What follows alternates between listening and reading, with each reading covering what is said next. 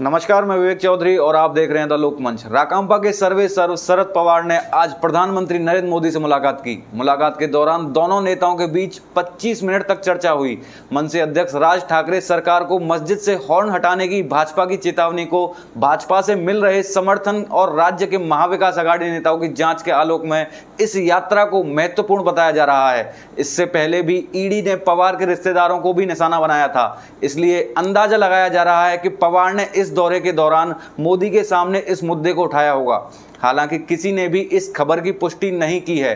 साथ ही राष्ट्रपति का चुनाव भी होने वाला है और पवार को यूपीए की अध्यक्षता देने की भी जोरदार मांग है। इस पृष्ठभूमि में इस यात्रा की कई व्याख्याएं की जा रही हैं। शिवसेना नेता संजय राउत की अलीबाग और मुंबई में संपत्तियां सीज कर दी गई हैं, तो केवल एक ही अनुभूति होती है। इससे पहले जांचकर्ताओं ने शिवसेना और एनसीपी नेताओं के घरों और दफ्तरों में छापेमारी की थी। ईडी की कार्रवाई जारी रहने से गठबंधन के कई नेता नाराज हैं और उनका दावा है कि बदला लेने के लिए कार्रवाई की जा रही है।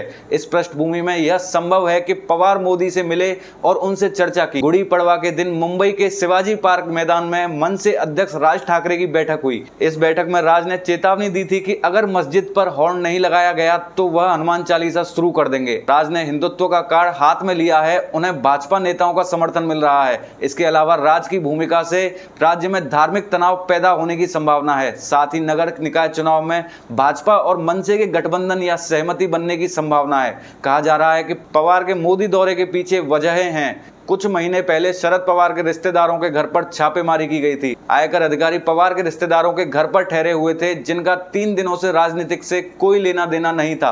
इतना ही नहीं, पार्थ पवार के घर पर भी छापेमारी की गई। राजनीतिक सूत्रों ने बताया कि दौरे पर उनका पक्ष भी था। एनसीपी की युवा बैठक में शरद पवार को यूपीए अध्यक्ष का पद देने का फैसला किया गया। इसलिए एक बार फिर पवार के यूपीए में अध्यक्ष बनने की चर्चा जोरों पर है। कहा जाता है कि पवार मोदी की बैठक के दौरान भी इस मुद्दे पर चर्चा हुई थी। जुलाई में राष्ट्रपति चुनाव हो रहे हैं। राष्ट्रपति रामनाथ कोविंद का कार्यालय समाप्त होने के बाद यह चुनाव कराया जाएगा। इसलिए राष्ट्रपति पद के लिए नए उम्मीदवार की तलाश की जा रही है। वर्तमान में राष्ट्रपति पद के लिए शरद पवार बेहद उपयुक्त उम्मीदवार हैं। इसलिए अंदाजा लगाया जा रहा है कि आज की बैठक में इस चुनाव को लेकर चर्चा हुई। फिलहाल के लिए वीडियो में इतना ही। आप लोगों का क्या कहना है, आप हमें कमेंट करके बता सकते हैं। इस बारे में जैसे कोई अपडेट आएगी आपको बता दी जाएगी। इसके लिए आप चैनल को सब्सक्राइब जरूर कर लेना। धन्यवाद।